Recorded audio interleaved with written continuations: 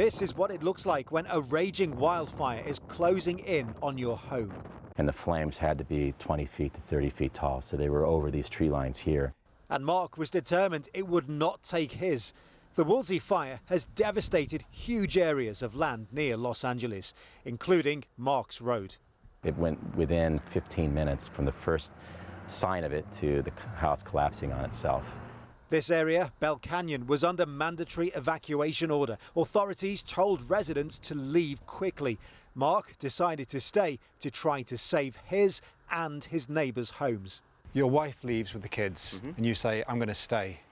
What goes through your mind then? Because a lot of people think, is he crazy? Why would you stay in a fire? For me, it's a very strange thing, and people will disagree with me, and I completely understand their points. But this house is my home. It's my castle. I raised my children here. My children sleep here.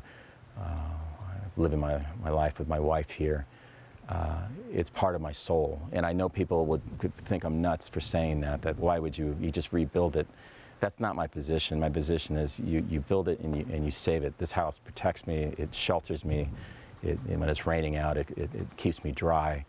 Why in the world would I abandon it when it needs me most? What is apparent now is just how indiscriminate these flames were. You've got homes like this completely destroyed. In fact, this one, the fence melted away by the intense heat. Again, over the road, another house completely destroyed, and behind it, a home that is relatively untouched. And it is the same story throughout this area. Again, over there, another house came close to the flames but looks absolutely fine, because when the fires arrived, the winds caused the flames to change direction every few seconds. Nobody knew which house would be next.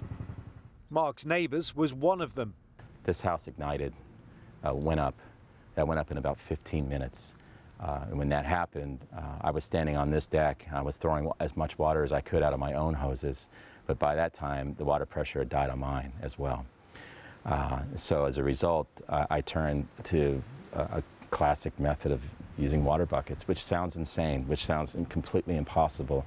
But where there's a will, there's a way. And so as people come back to their homes, some have no home to come back to.